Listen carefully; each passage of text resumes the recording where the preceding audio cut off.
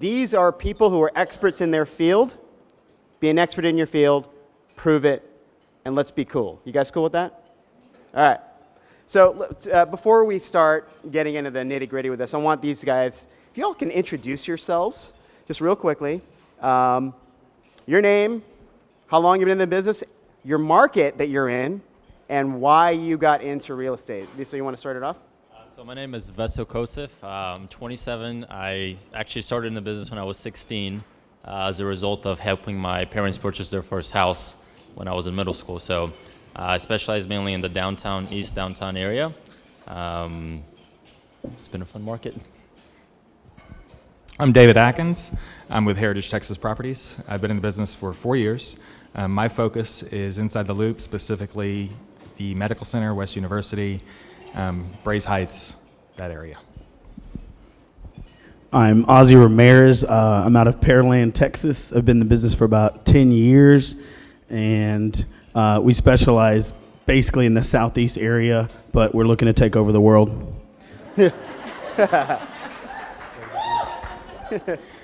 I'm Monica Foster with Remax. I've been in the business for 11 years, 7 of which has been here in the Houston market, and my area is Clear Lake and League City. My name is Renee Cohen. I'm with Martha Turner Sotheby's. I've been in the business for over 25 years. I specialize all over Houston, but office out of the north side. My name's Lance Loken. I've been in the business for 4 years, and we cover all 8 counties. Y'all welcome these guys to the stage. And really quickly, and Lance, I want to start with you. Lance has been in the business for 4 years. How big is your team now? We have 26 on our team. You weren't from real estate, right? Right. This is your second career, correct? I had a C-level executive position before getting into real estate. Yeah. You treat your business like a business. Yes. When it comes to things like market expertise, which is so important now, right? What do you use to convey it? You've been in the business for less than 4 years. Do you have that objection? Somebody goes to you and says, I want to use you. How do you convey your expertise to them? We rely on our process, and that's how we differentiate ourselves from everybody else. And then we do a lot of marketing as well. So a lot of marketing is online, offline. What do you guys do? Online, we're in radio and TV now, but we've gone one step at a time each year. So one step at a time. Interesting. Yes. So your one thing is key. We focused on one thing, major thing each year, and grew the business that way. One thing each year. Yes. Right. Renee, how about you? How do you convey your market expertise? I know you don't do a lot of advertising with your personal brand. Do you advertise or do anything to convey your market expertise with anything? Most of the advertising that I do is through word of mouth. I do advertise my listings and focus on that aspect, but I really don't do a lot of self-promotion aside from word of mouth or getting referrals from past clients. Past clients, they speak for you. Correct. Right. Monica, how about you? We rely heavily on our web presence and, of course, getting that out via different platforms, whether it's Google or any of the third-party sites. So you're using technology then to do it. Yes. But you're seasoned. You're not supposed to be using technology in your business, right? I think we're a mix of master and millennial. Interesting. Ozzy, how about you? Is it on? Yeah. Okay, there we go. So I started the business and grew the business mainly just face-to-face relationship building, a lot of just contact, sitting down with people, going out, having a drink. It grew to something much bigger, and now I utilize a lot of Facebook as an extension of what we do, social media. But just recently, I just picked up the phone and started dialing, and it changed the whole game for me. Yeah, it's funny, now being, when you hear more and more of these Gen X, Gen Y, millennials getting in this business, and they're like, man, I did something that's totally new school in real estate. I started knocking on doors, man. Started picking up the phone. Yeah, that's novel. But you, David? For me, it's about customer service. We stage our homes. We take the time to create copy for each of the photos. One of the best compliments I had was probably 2 weeks ago. We had a buyer come into one of our open houses and said, we've fallen in love with 4 houses, 3 of them have been yours, and as a result, now we're listing their house. So we just take the time to hold hands and do it right. So David, real quickly, you're in a high touch niche market then. So it really is about people at the end of the day for you that is key to your business, correct? Absolutely. I mean, in this day and age, have you been able to do that? Because that's not what normal millennials do. Right? We limit our transactions. So past 3 years, we've done 26 transactions per year. It's very hard to be able to take the time and do it right if you're offering 90% to 45, 50 transactions as compared to 110% to each one. And that pays off. So the referral basis, the name recognition, owning my niche, being the neighborhood expert, being able to say, oh, I've been in this house, that house, I sold this house, that house. That's the credibility that money can't buy. Sold signs on a listing. Sold signs on a listing. There you go. Lisa? So recently, not recently, the last few years, really the way my business has been growing is through traditional farming initially, which has now evolved into a lot of community service projects and just events in the community. So really, just like you said earlier, grassroots, being involved with people. Anytime they think of real estate, they don't have to reach out to a device or somewhere to think about me. They've already met me. They know who I am. So it's a very personal connection there. So really, I mean, the way all of you guys are working, it's, I feel like I know you, right? From the consumer's point of view, which is a hugely important thing. Visa, when you talk about this farming mechanism that you guys do, how are you figuring out how to farm? Are you being strategic? What do you use? What's the criteria for your farming? That's a question I get very often. So it started off with having the right connection personally with that area. So I felt there was a community I can really get involved with and relate to. It wasn't a market that I really didn't know anything about or didn't have any connection to. So that helped. It's like-minded people. Yeah. It's an interesting thing seeing how these new schoolers, right, do their business. Really quickly, when it comes to things like processes, right? You all love your phones. I get this. There's a phone ringing right now. You can turn that phone off, right? Aside from your phone, what's the one process? What's the one thing that you will just die doing in your business today? Lisa, you want to start off? I'll start first since I have the microphone. So direct mail. Direct mail has been very big on me. With paper? With paper. Cardboard. How consistently are you doing that direct mail? At least once a month. Once a month. Well, what's the message on those direct mail pieces? So it really has evolved. In the beginning, when I started, I wasn't sending out a crockpot recipe or a Texans calendar. You know, you have Google for that. So I had to figure out a way to connect to people on a different level and get something emotional going there. So it's, in the beginning it was just personal, and now it's kind of evolved into the real estate side of it too. No, personal and real estate stuff. David, about you? I too truly believe in direct mail. We actually do 2 to 3 postcard mailings per month. Our database is 6,300 people, but I've narrowed the scope to about 3,500. We're in their mailbox every 10 days. One of the campaigns that we came up with was the next generation of real estate. Taking the antiquated business model of the 20th century, incorporating 21st century technology has been paramount to our business. So thinking outside the box, finding new ways to sell homes instead of, I guess, depending on the old portals, because there are so many new portals. Right. So it's not just selling a home, it's also selling yourself and selling what you can do. So you're going into a high-touch market with a message about next-generation technology, next-generation marketing and business. That works? Absolutely. For these folks? What have they said? I mean, how do you know it works with these folks who are traditionally just, it's about people, right? Typically, when they're not blinking at the listing appointment, I know I've got them. I walk in with a swagger. I walk in telling them, even the type A CEO of his own company, I am the neighborhood expert. You have your job, you do it great, I do mine phenomenally well. And if you have that confidence, if you have that swagger, you're able to own that listing appointment and tell them that I love your furniture, but it's time to kind of incorporate something else because you want to appeal to the largest demographic when you're selling a home. You don't want it to be all Texan because you may have an international buyer who isn't a fan of animals. So things of that nature, that's a nice way to put it. But being able to show them and then back that up with results. So my team at Heritage, we have a marketing department. They build something specifically for that home. Each one is personalized, Okay. so we can go in and show them exactly what's happening. Right. Ozzy, what about you? I couldn't do anything without my team. So my focus is really people, getting in business with the most talented people you could possibly imagine, and empowering them to go out and do all the great things that makes us shine. So it really is a matter of learning how to delegate. A lot of delegation, but not, before that even starts, it's going out and finding the right talent, having a value proposition that wins that talent over to bring them to come to work with you, and then a whole lot of training, leading, and motivating them to a level of success that's far beyond what I could do on my own. So learning how to delegate became your process, became the way you do business. We're in a business where everyone's an expert in everything. Stop it.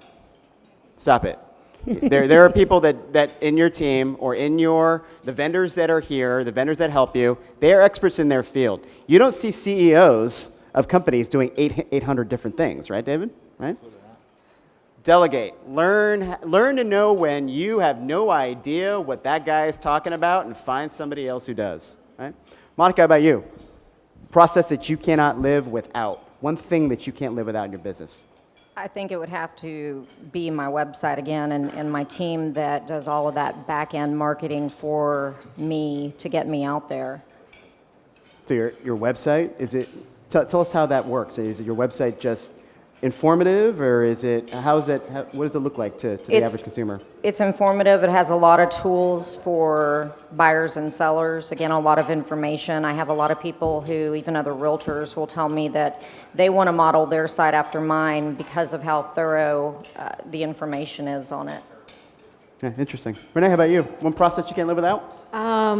Honestly, it would be the ability to do electronic signatures using DocuSign and things like that, where, back in the day, you were pretty much forced to meet with people to do every piece of the transaction. And it limits the amount of business that you can do. So having the ability to do a lot of things electronically allows more time to focus on other things. Okay. Lance? Truly running a business, and with a team of professionals that don't have a real estate background. That's an interesting thing. Let's talk about that real quick. You and Ozzy, so you got folks on both sides here that have built teams with people who aren't in real estate. When I was in real estate, I wanted to hire my friends, and I'm gonna tell you right now, that's the worst mistake you could possibly make, right? Lance, how did you figure out that hiring people who have no idea about real estate is going to be a plus for you? When the first question in an interview was, what are my splits? And I'm like, who cares about the splits? I want to know what you're going to make at the end of the year. So that was the first inkling. And then coming from corporate America, wanting to build a business truly as a business, and real estate's just the commodity for it. Real estate's the commodity. So as long as the goal then is to get people into homes. The people that are there, they're experts in their own field, not necessarily the whole process. Interesting thing. What was the biggest mistake that you made building that team from the get-go? I've made lots of mistakes along the way. In the beginning, hiring from desperation versus hiring with a plan. So I created a 10-year plan. I know how many people I need for the next 10 years each year, and I hire them 6 to 9 months in advance in order to accomplish the goal for the following year. How many of you guys have a 10-year plan? Raise your hand. Yeah. How many of you have no idea what you're going to eat for dinner tonight? Right? I'm going to tell you right now, guys, building a plan and finding people who fit in that plan is going to be a good thing. Ozzy, how about you when it comes to that team building thing, right? Give me the question again. How did you're building a team with people who don't know real estate. How'd you do that? Really, it's not a focus on real estate as real estate agents see it. It's a focus on a business and really understanding personality profiles, like this is the position and this is what it calls for. What is the best personality profile to go out and find that's going to fit that position to go to work at a very high level? Salespeople sell stuff. We are horribly organized. I hate it. Yeah. I'm bad at organization. Scheduling. I'm not very good at that either. On the other end, when you have what we call a very high SC or different type of AVAs, it's basically a high SC type person is going to be extremely organized. And that you're talking about DISC assessments, correct? DISC assessment, personality profile. So somebody who's very organized minded is a perfect complement to me in some of the things that I need done. But then again, we do need salespeople, so everybody fits their role according to who they are personality wise. And it's not trying to fit a round peg into a square hole type deal. It's a way to pull your hair out. Yeah, interesting. David, and there's a lot of folks here, you don't have teams. How do you stay organized when it comes to that kind of thing? Monster energy drinks. 2 a day. Monster energy drinks. David has not slept in 2.5 weeks, guys. All right.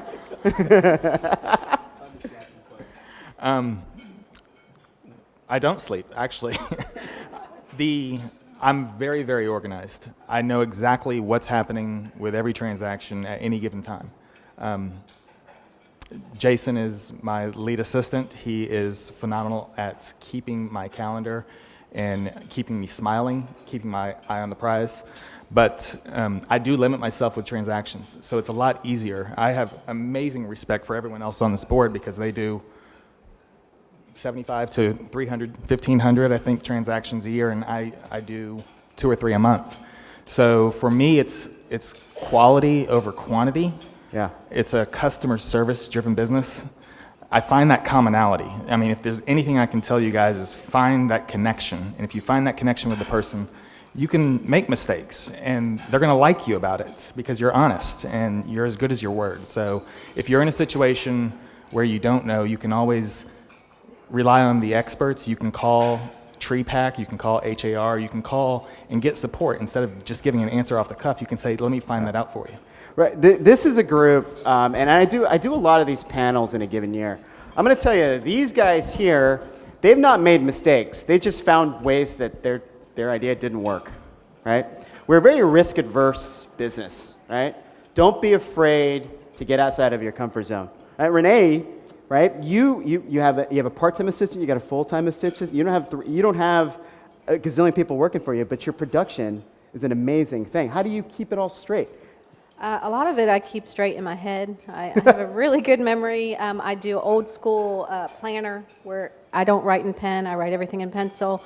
But the company that I work for provides a tremendous amount of support. You know, they're entering all the listings, they're preparing all of the market analysis. We have a really good system that they've provided for us to where I'm not having to spend a lot of time or need another person to do that. They do it for us. That's great. So it's learning what your brand, your company does for you, and then filling in the holes around that. Yeah. That's fantastic. Monica, you have anything else to add to that? Any team building, non-team building things you do? I'll give you a little time.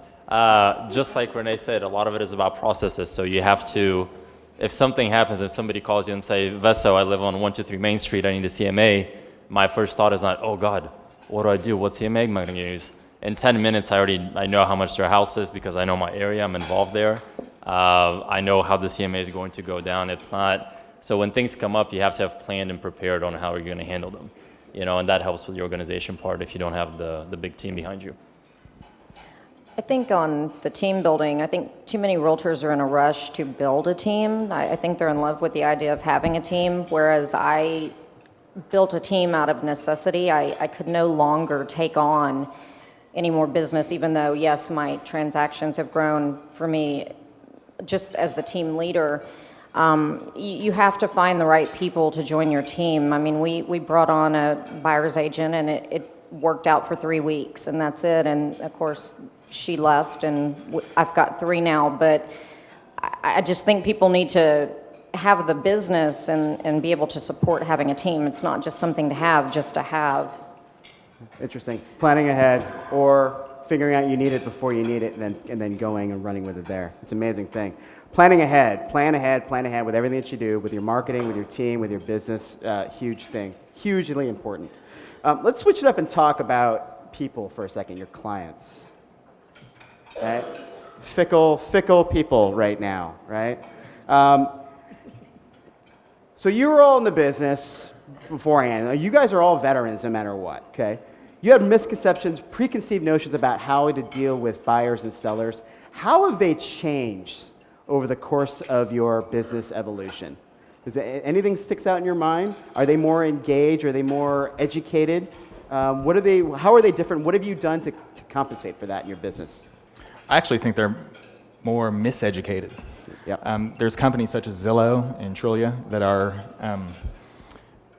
phenomenal with regards to their exposure, but horrible with regards to their accuracy. And when I'm able to minimize that that's not the place you should be, that HAR is the leader, HAR.com is the best in the entire nation, and show, oh yeah, this home, I sold it 6 months ago and it still shows it's active. Yeah. I no longer have to worry about competing against dated material, and then I become the go-to person instead of them calling me saying, hey, I see a home on Zillow or Trulia. We have the gateway system on HAR, so I'm able to get it to them at 4 o'clock in the morning. And that's a phenomenal way to be able to take the competition of the World Wide Web out of it and bring it back to a personal level. So you're mitigating the web, you're mitigating what you're seeing online as quickly as possible, and becoming the source of the source. Absolutely. All right, Lance, how about you? I know you're newish into the business, 4 years, right? You sold a lot, but in those 4 years, man, that's crazy. How have your notions changed in regards to clients? Everything we do is based off of being a solution, so we try to think outside the box whenever we're talking to a specific customer or client. And I agree that there's a lot of misconceptions and misunderstandings, and the more we can bring it back to the personal level, it makes it a much larger deal. Yeah, it's a trend that I'm hearing more and more about. Get people into the back of your cars as soon as humanly possible, right? Trust is the only way to do that. Ozzy, your thing is education, right? Is that part of how you market to these folks? Yeah, I think I don't think the consumer has really changed in my eyes, but our processes and growing as a team, they've changed the way they look at things, like taking that first step and hiring that first team player. When the person continues to say, well, I only want to work with you, Ozzy, coming up with new systems to let them know that this is how we function and this is the best way to service you.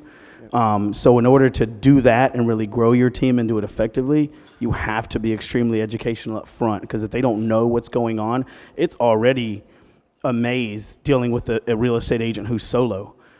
When you have a new maze of customer service oriented type people working for you, you have to be extremely educational up front. But in the end, it's a team of really specialized experts that makes it happen at a high level. And that's our biggest challenge, is educating the consumer. Like, yeah, an individual real estate agent is awesome, but this is how we function. Yeah. And so you have to be educated. We give them an 18-page book before they can even go look at a house. They're going to be educated. More paper from you? More paper, yeah. How many trees do you kill in a given year, Ozzy? Well, I recycle them, so I'm giving them, don't do this to me. Well, Renee, you do a lot of relocation, right? I can't even imagine folks coming here their preconceived notions about the Houston market coming here. How do you change and educate these folks? Well, I usually always tell my relocation clients, okay, the first day is yours. I'll show you what's on your list. And then I kind of take over from there, because there's a lot, these people have a very short period of time to make a purchase. They've done a lot of research on a lot of different areas before they get here, and they really don't understand the market. So I find out what it is that they're wanting in a home and what area they're looking for. I had an engineer a couple weeks ago, and he had a spreadsheet, and his wife pre-warned me, and he had done all kinds of calculations to determine where he was going to live, and based on the information that he was telling me, I had an idea in my head where I thought he would, that met all of his needs, where he would end up, which was not even on his list. Yeah. And so the first day we went out, and looked at all these different homes that were on his list, and checked all his check marks. And by the end of the week, he purchased exactly what I thought that he would purchase. And so it was a home that in an area that he said, no, I'm not going to. But once, I showed him what he thought versus what I thought, they came my way. Yeah, so here you're getting here, it's give before you get. Educating consumers, right? And not being afraid to tell people, hey, here's what's important, because at the end of the day, buying a home is a very emotional experience, right? Like, I've had an engineer as well. It's like, engineer's going to like cat pee house. I know he's going to like this cat pee house because it's everything that it's not, right? And he loved the cat pee house. It's an emotional thing, right? Vesso, you're urban, you're niche. Is that important, right? Is educating those hip, urban, corridor buying folks, is that different? You know, the skinny pants, mustache hipsters, do they think different? Absolutely. So the thing that I found that helps me a lot in my business is just setting the right expectations for clients right from the beginning. Expectations. At this point, I know the issues that are going to come up on their inspection reports, or I know the issues buyers have with making offers, on value. So I don't wait for problems to come up in the transaction and deal with them then. I find it much easier to warn them ahead of time. This is what's going to happen. This is what's going to happen. This is normal. This is how we're going to react to it when it does happen. Yeah. And then when it does, it's not an emergency at midnight when the option period is over. So yeah, I think everybody thinks they know what the process is, especially the younger crowd, the millennials. But really they don't, and it's always going to be the same objections that real estate has had forever. So it's just a matter of being prepared to overcome those and set the right expectations. Yeah, setting expectations. It's a great thing. We're too afraid to do that in this business. It's okay to tell people no.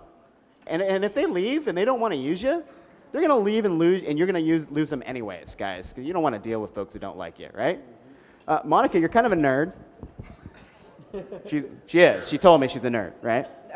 So when it comes to things like that, do you find your nerddom helps you out with setting expectation and educating people? Well, I'm definitely not a nerd. I have a team of people who are nerds, but but for us, Vesso hit the nail on the head. It is about setting expectations. Our biggest challenge right now is with our buyers. Again, I have a team with 3 buyers agents, and I rely heavily on listings, and they're struggling because of the lack of inventory. Their buyers are not able to find a home, and so they're getting frustrated. They're wanting to give up, and so we have to set that expectation up front about how the market is, how it's going to be a struggle to find a home, especially if they're at a 300 and under price point. The lower you go, the harder it is. So that's great. Go ahead and keep the mic real quick. When it comes to ROI, right, return on investment, is there a magic number for you for the amount of money you spend versus the amount of money you get back out of that? So marketing-wise, is it 30%, 40%? What is it? What's your magic number for ROI?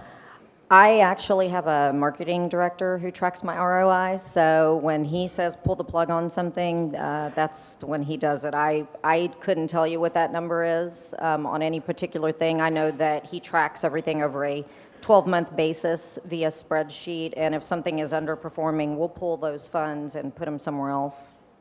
David, how about you? ROI? You Minimum 20%. Interesting. One thing that you're going to learn is it's seed money. It really is seed money. Sometimes it takes a while to farm. For the newer agents, they think, okay, well, I'll try farming for 2, 3, 4 months, and they don't get anything, and they acquiesce to the process. If you're consistent, if you're redundant, if they see your face over and over again, you have credibility.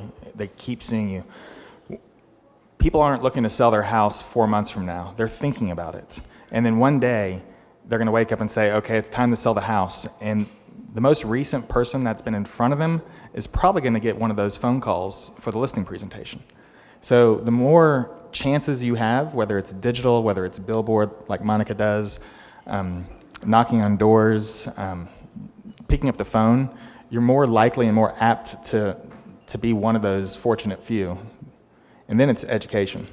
On the ROI, it's not just your ROI, it's the client's ROI. So he touched about seller's disclosure. It's capital retention on seller's disclosure. What you want your client to do who's selling their home is to try and get that seller's disclosure as dirty as possible. Let everyone know that it has roof issues. Let them know that it has old windows. Let everyone know that it has an old AC. Because what happens is he's selling this house, and it's got a 19-year-old air conditioning. And now it's going to pop up on inspections. So instead of it being a negotiation that's collaborative, it becomes combative. Yeah. And that represents very negatively on our industry. And if we can mitigate that and become more harmonious, then the process is easier and it's a fun experience, and they're more likely to share your name. The seller's more likely to share his name. So it's also ROI, taking the time to protect your client's ROI on their own investment. Yeah, has anybody ever thought about the ROI of your client's time? I mean, when you look at a 19-year-old AC unit, and I'm going to tell you, it's really hot here for us Northerners, right? If I'm looking at a 19-year-old AC unit, I know that I'm going to have problems with that as a buyer buying your listing. Setting expectations up front, hey, deal with this now or deal with it later. A lot easier now, and you're going to thank me later. That's fantastic. Lance, you're C-level, right? This ROI thing must be just all for you, right? Have you determined an ROI for yourself and your business for everything you put out? Yes, ours is 9%. 9. So I've heard 20. I've heard 9. But our volume's a little different, though, too. Okay, So gotcha. All right, so how did you figure that out? I Because that's I got to tell you. Anyway, go ahead. Sorry. did a budget and then figured out what I needed to expend and built upon it each year. Fantastic. So 9. I would pick his brain when we're all done here. That's Ozzy. How about you? When it comes to ROI, what is your magic number? We are really profitable. So what I profit back to the end of the business has to be between 29 and 33%. Okay. After everything's said and done, we actually have not done any print marketing or anything like that. It's all a lot of prospecting. So prospect-based real estate can be really, really affordable because most of the time you're not paying out unless you get some business. So we're at kind of like an equalizer mode where it's about to flip, so our profitability isn't going to be as much. However, when you're doing so much volume, even though the percentage of profitability may be lower, the amount of money you're taking home is going to be bigger because the volume is quadrupling. We will quadruple our numbers. So you're measuring it against the uptick in business that you've got, right? That's a great way to do it. Veso, Renee in particular, right? You don't spend money on anything. That's awesome. No, I do spend money, just not on myself. I don't want to market myself. Yeah. I am good at marketing my listings. So, I take professional pictures, we stage homes, we advertise in lots of different local magazines and online, and I pay for all of that. I do not keep track of what I pay for. I look at my business as a whole. I find that, sometimes if you're focused on, this particular home that may be in a smaller price range, and you're trying to figure out how much money you're going to make off of that versus another home that's in a much larger price range, you drive yourself crazy because, work hours and what you do can be somewhat similar, but advertising dollars that you put into it also is very similar. I mean, they don't care if your house is $100,000 or $6 million. I mean, the cost of the ad is the same. And so I always tell all of the people that I work with on the listings that I take that I'm going to do whatever it takes, and I don't focus on the amount that it costs. I look at the end of the year what my volume was and what my bottom line was, and I'm happy with that. That's great. That's all about you? So in the beginning, when I started the direct mail, it was pretty easy to track ROI, and I quickly stopped doing it because I started seeing results. And now, 3.5 years into it, you can't really time when you're sending something out to when you get calls. So now I've been in the neighborhood for so long, people know me that it's just a matter of keeping it going. So to me, it's almost like rent. I have to do it anyway. I've got to pay that every month. And the business just keeps growing because it's feeding on itself. It's exponential. That's great. How many of you in this room right now are newish agents, so a year or two in the business? Anybody? Okay, great. All right. You know what the thing here, and we're having lunch back there, you know what the magic number was for hey, my business is turning over, I'm seeing repeat business. 3 years, right? We all agreed it was 3 years. When it comes to keeping track of your clients, right? I'm assuming, especially with you, Renee, right? Renee's like, oh, I don't like to talk. But Renee, you and we're going to be BFFs by the end of this, right? Keeping up with your past clients, right? Referrals at this point must be your number one way of doing things. Renee, I know that is with you. How do you keep in touch with them? And how much of your business right now is from repeat and referral business? I would say probably 40 to 50% is from repeat or referral, maybe even a little higher. I don't know. I'm not good at tracking stuff. But my answer is a bad one. I don't keep up with my people. I tell all of my clients that I'm very antisocial. None of them believe me. They want to hang out with me afterwards. I tell them, no, I don't do that. Renee, do you have Facebook? I do have a Facebook, but I don't post anything on it. I didn't Very see it rarely. under your bio, so I wasn't sure. I do. I don't know. Honestly, you know, I had two different clients that one I sold a couple years ago. One I sold, I don't know, 3 or 4, and both of them called me this week and said, I don't know if you remember me, but you sold me a house. And I said, of course I remember you. But I don't do a lot. I mean, I wish I could say that I did. You know, I think what speaks mostly for how I maintain business and have people continue to call me, you know, I put all the focus on my knowledge and building trust with clients and just being real with them. I'm very direct. You know, I don't tell people what they want to hear. I tell them what they need to hear. Yeah. And I think because I do that, and you know, my main focus is on reselling their home and making sure that they purchase a good investment, that they remember that and they refer me business and they want to use me when they're ready to sell. But I really don't do a whole lot. Well, 40 to 50% on word of mouth, fantastic. That's fantastic. You guys on the end, David, Ozzy, you guys do anything special to keep up with your clients, Vesso? I think I have it pretty easy because they're all pretty much my age, so everybody's attached to their phone all the time. So obviously Facebook and social media, that's probably the most I do to keep in touch with them, and then I just run into them all the time because I'm out and about in my area. So it's a pretty effortless so far way to communicate with them. Yeah. David, how about you? Are these C-level guys, are these C-suite dudes, are they on Facebook talking about their favorite cereal of the day? I tend to find the commonality with the client. Native Houstonian, went to this school, that school, lived in this neighborhood, that neighborhood. And once you find that personal connection, then it's easy to kind of go back to that. I do keep in contact. I do contact via email. Sometimes I'll pick up the phone and call, depending on how introverted or extroverted the client is. But it's easy to pick up where you left off 6 months, a year from now, because they remember that my son had special needs, or they remember that I proposed to my wife on that playground, or they remember that I like Special K cereal. So again, it's that emotional connection that you have with people. It's interesting. Renee, David, you guys all have it. Ozzy, about you? And if you guys can speak directly, apparently the speakers aren't working all that well. Speak directly and then you're good. And shout. So for the beginning of my career, I kept in touch with people. There was no system. It's basically just like, hey, I'm going to pick up and call people today. And other times it's just strictly through Facebook. Probably a couple years back, I created an Excel spreadsheet, and I just had a list of people, and we'd send them out something during the holidays. It wasn't until probably a couple months ago I set a goal to say I'm going to create a solid lead-generating database. And I basically brought on 2 of the most talented people I could find, and that is their job, is to get my database singing. So Get your database singing. I want it singing to me. Wow. Is that Al Green or Mark? Monica, how about you? Monica, when it comes to keeping up with your past clients, does your marketing director help you out with that? Absolutely. So hopefully everyone can hear me.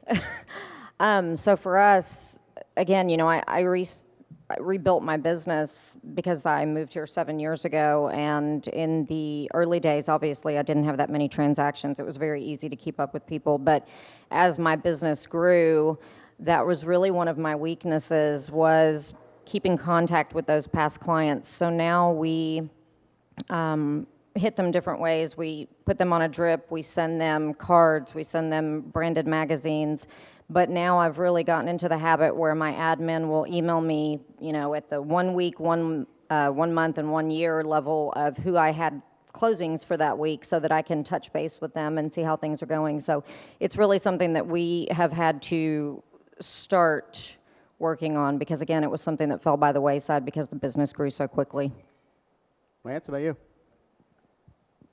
We use a CRM called Infusionsoft. A lot of people call it Confusionsoft because it's so technology driven. However, I've got a great VP of marketing and she's a nerd, so I'll hold back on that. And that's how we keep up with clients. And then we have 2 major appreciation events each year. In the spring, we do a Easter event at the Houston Zoo. And then in the fall, we do a large pie event as an appreciation during Thanksgiving. And since we've regionalized the team, we have 5 different locations where people can pick up their pies, and just another way to touch them.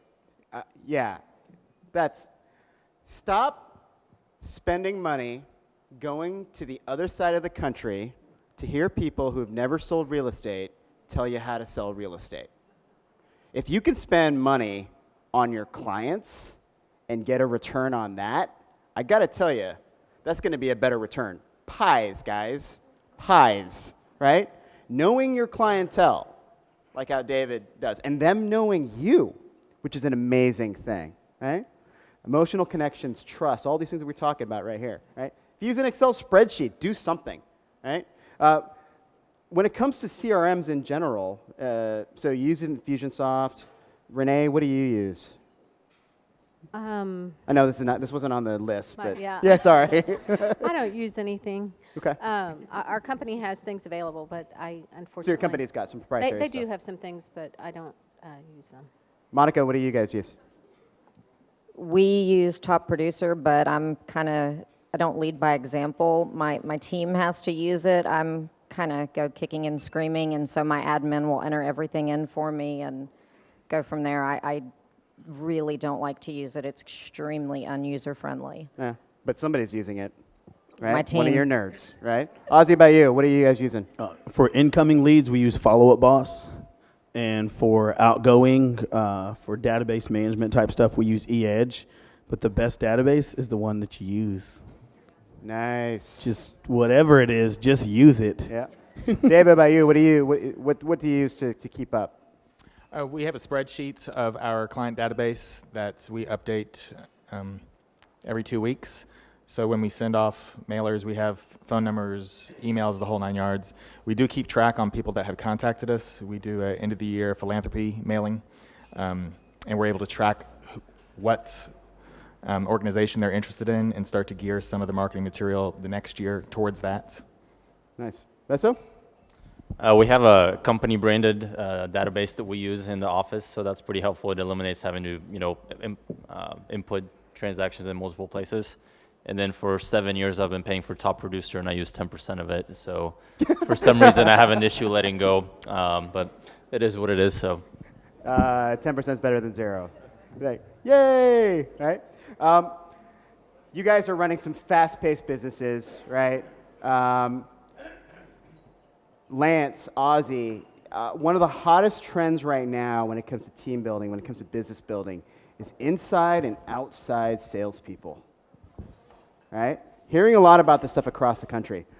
How did you determine that, one, you needed one, and two, that you went about in hiring this person? Is it a realtor? Is it somebody that specializes in sales? How do you pay them? How do you do this? Ozzy, you want to start? I study Lance. I just do what he does. No. Go ahead. I'll listen to you. Go ahead. So from day one, I knew that I stunk on the phone for lead generating, and I know that lead generating is the way to promote your business. So from day one, I've had an inside salesperson, and now we've grown to 8 people, and we'll eventually be at 10. But what I found is you have to have people that have personalities that can do outbound calls, so call on the expireds, on the FSBOs, and then you have to have people that can cultivate and nurture leads, and those are the inbound salespeople.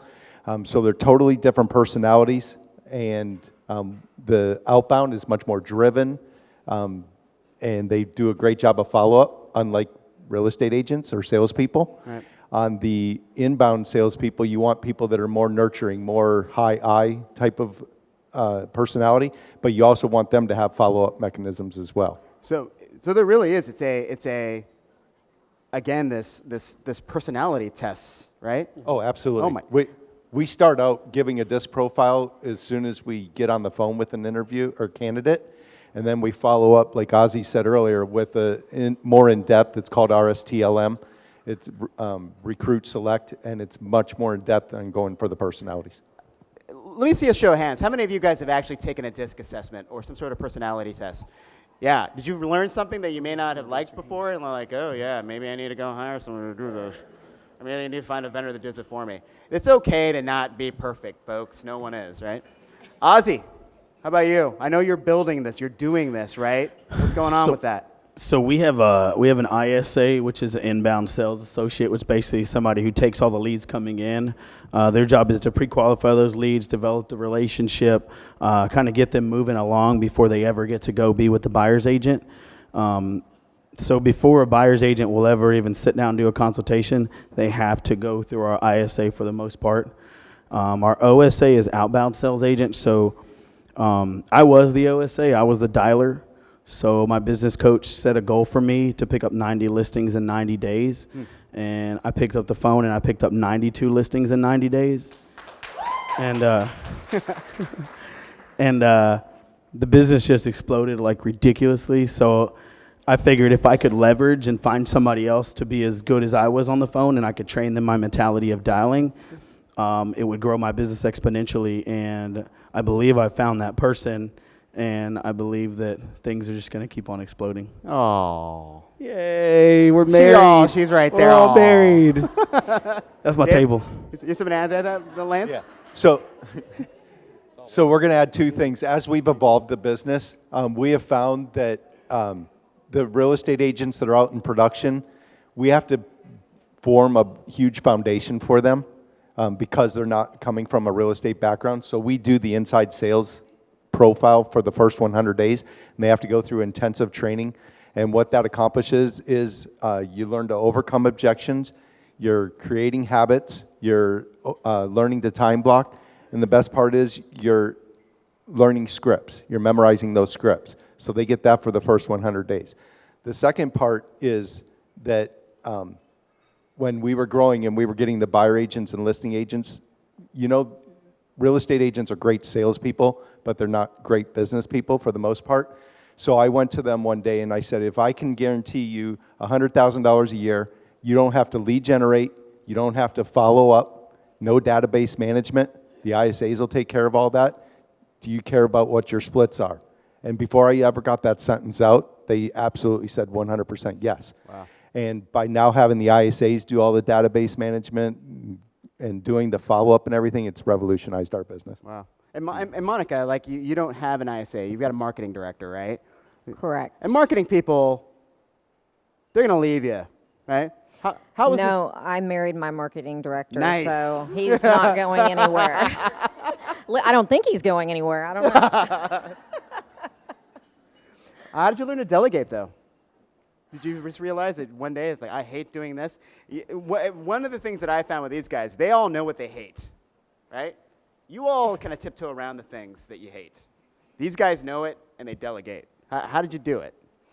It goes back to it really wasn't an option for me. I had to start delegating. There were only so many hours in the day. I found myself working 7 days a week.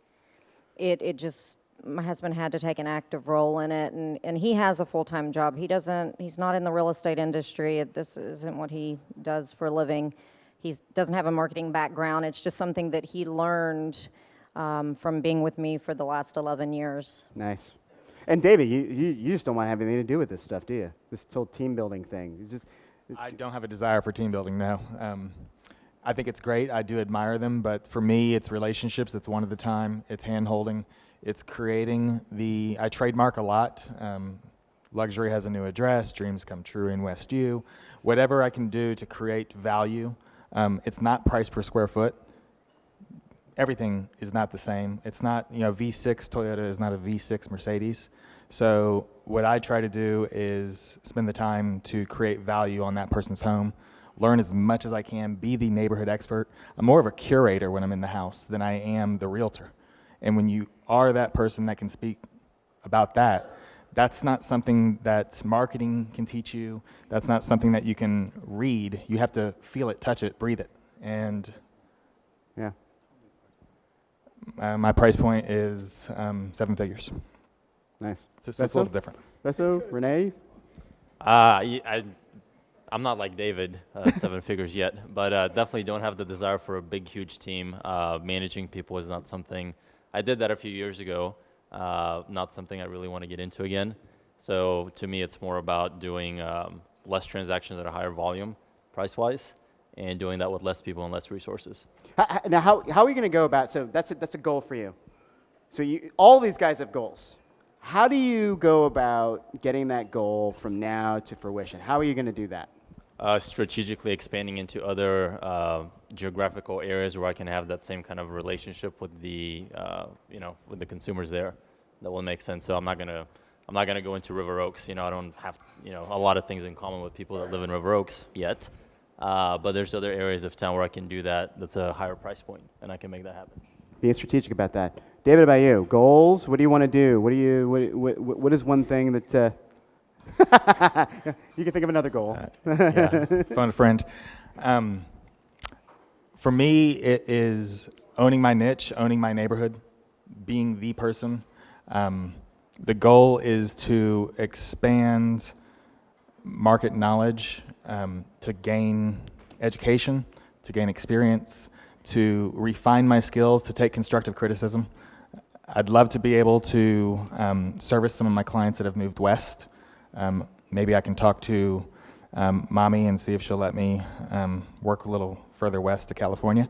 But goal expansion is to be able to increase maybe 10 to 12 transactions for the year, going from 2 a month to maybe 3 a month, keeping the price point where it is, and just owning my neighborhood. Ozzy, what are you going to do? What's a goal that you have, and how are you going to get there? Our vision is to be the #1 real estate team in the world.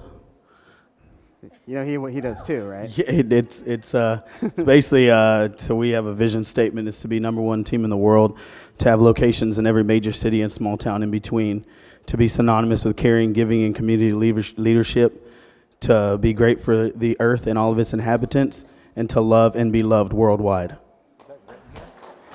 And that's we have to memorize that. That is our mission. That's what we will accomplish. So you have a vision, you have a mantra, something to repeat to yourself as you're working to your way up there. You say it every single day, paint the picture, make the dream happen, and then hang out with this guy. That's the pledge allegiance to Ozzy. Monica, Renee, what are your goals? What do you want to do? How are you going to get there? I think for us, our next goal is to really push a little bit harder into the luxury market.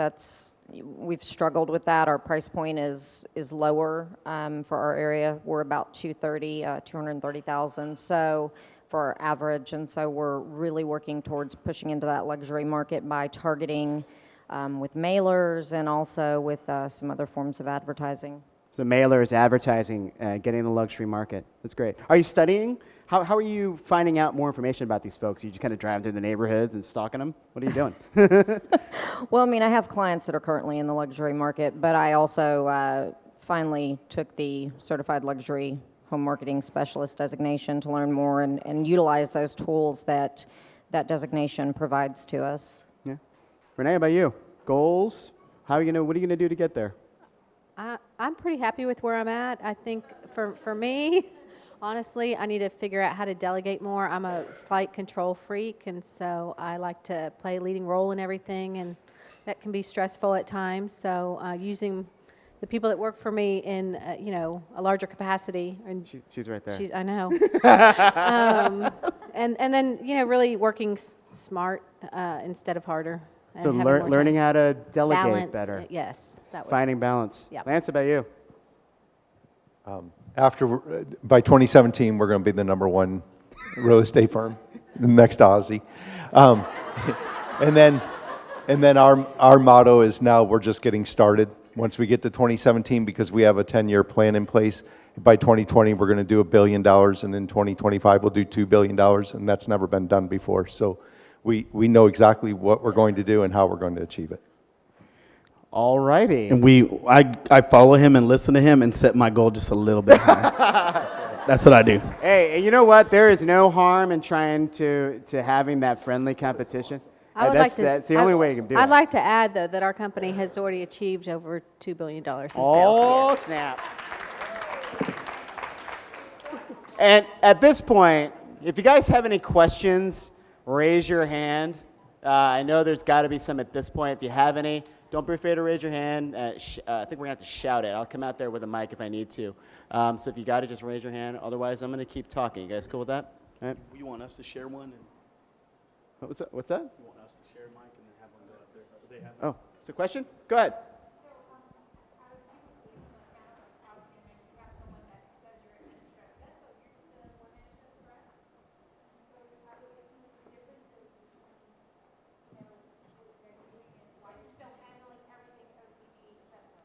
Yeah. Teams versus non-teams. See, I was OCD about getting the microphone. I kept reaching for it. I think a lot of it's personality traits, but also Ozzy probably does he probably does more transactions a year than I do, but at a different volume. So I'm able to maybe service 40 or 50 clients, whereas Ozzy may have to do more transactions, so he needs more people for that. So you just kind of have to look at how your business is set up and adapt to it that way.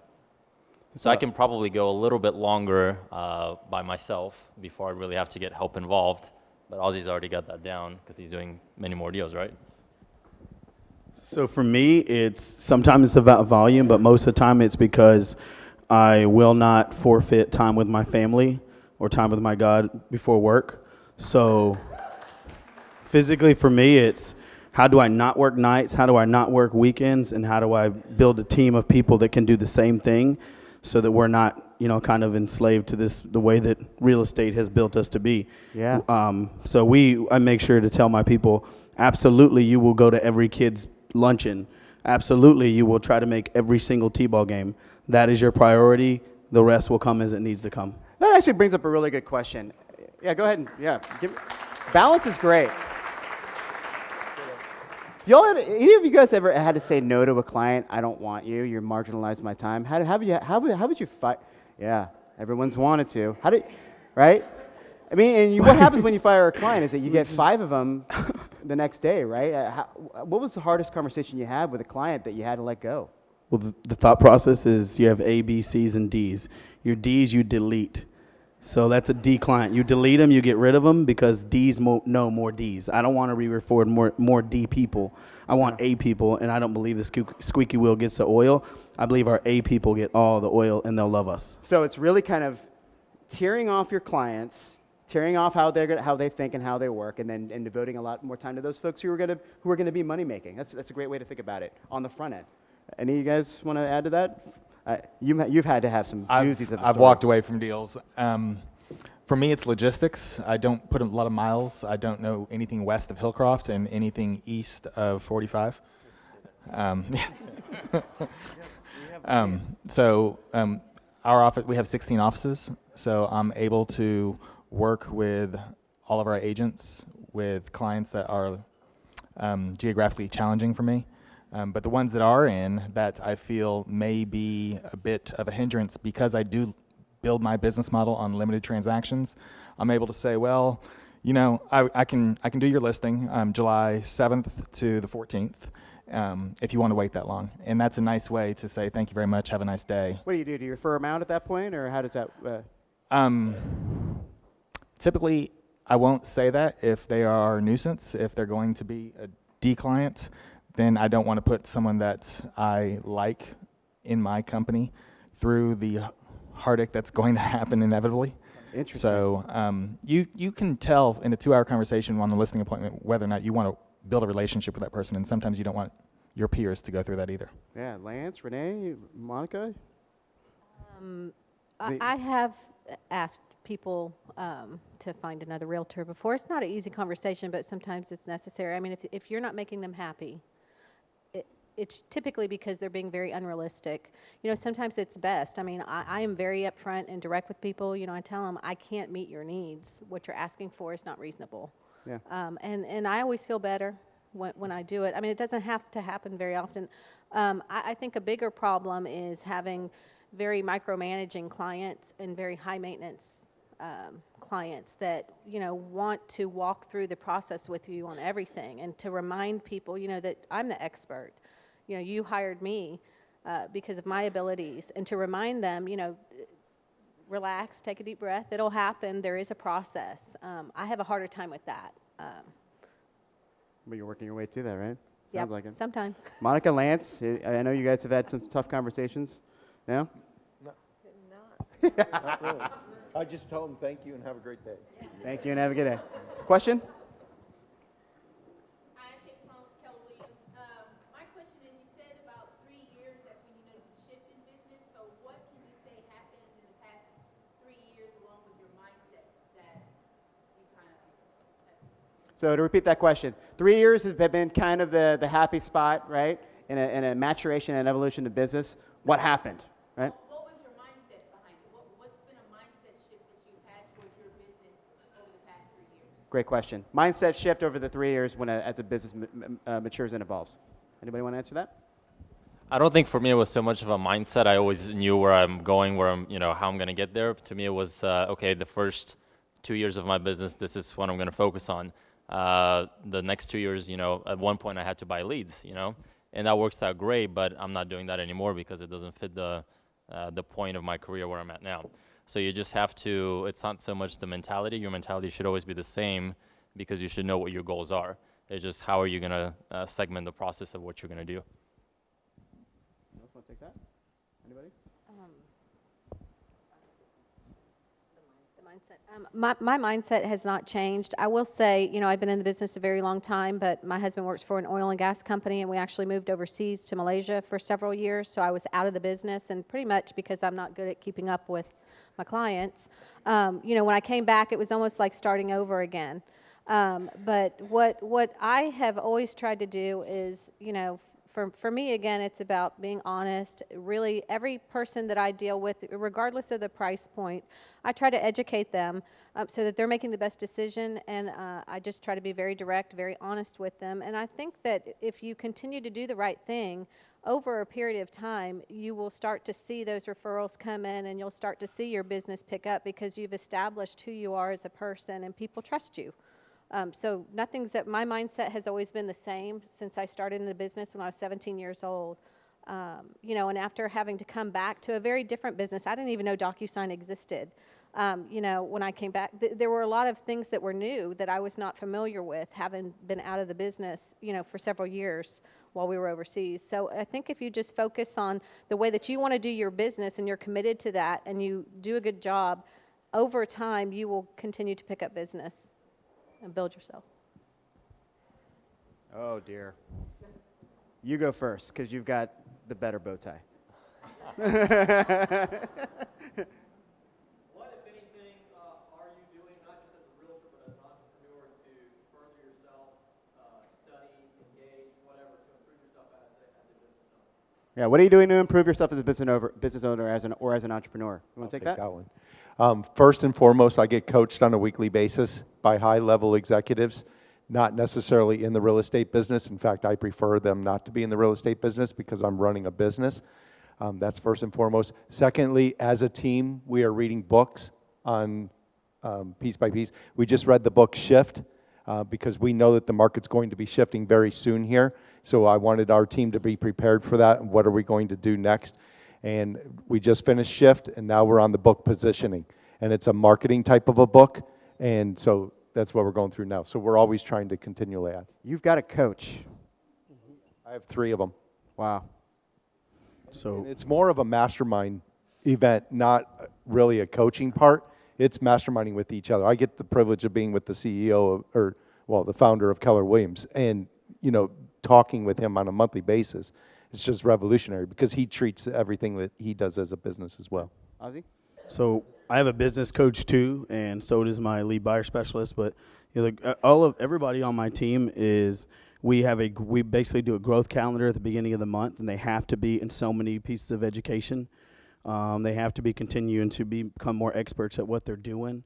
For me, I have a budget. I will spend a minimum of $20,000 a year on my education alone. And it's anywhere I can go to gather education, I'm going to go get it. Like, I will leave here and follow Lance and listen to him because I'm going to get that education. But just wherever I can find it, I'm going to read a book. So I read The Millionaire Real Estate Agent, which is called the Red Book. Last year I read it 7 times. I split it in half. I broke it into every piece I could and just studied it like crazy, and I encourage my team to do the same. Last question.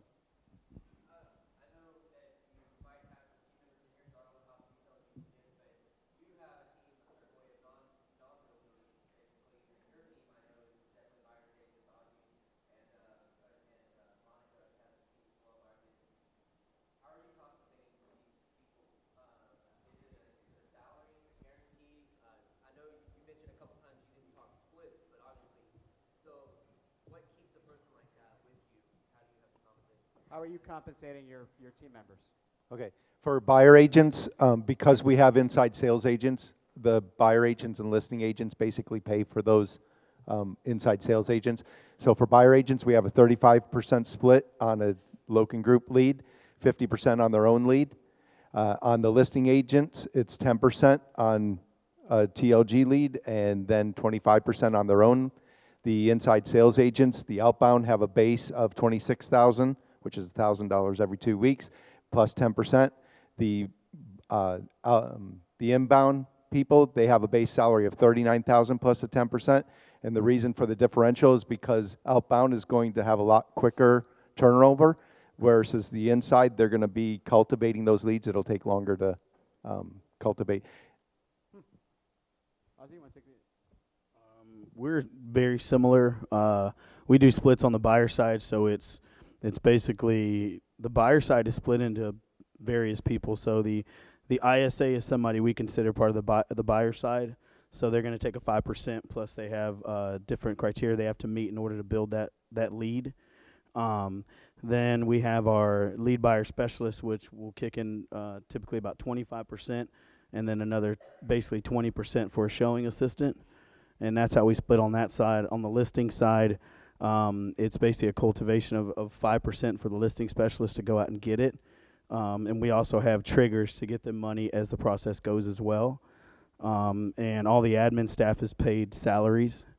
So they're all put on a certain, so it's a, There is no one way to do this. yeah, I mean, you'll find like licensed, unlicensed, splits, base salaries, full commission, full salary. I mean, there's a million different ways to compensate it. The thing is, the best thing to do is go find somebody who's doing it, study their model, and see if it's giving them a headache on the profit side or not. Do y'all get one thing to take away and put in your business today? One thing? Just say yes. Y'all give these guys a round of applause. Guys. Lance, Renee, Monica, Ozzy, David, Vesso.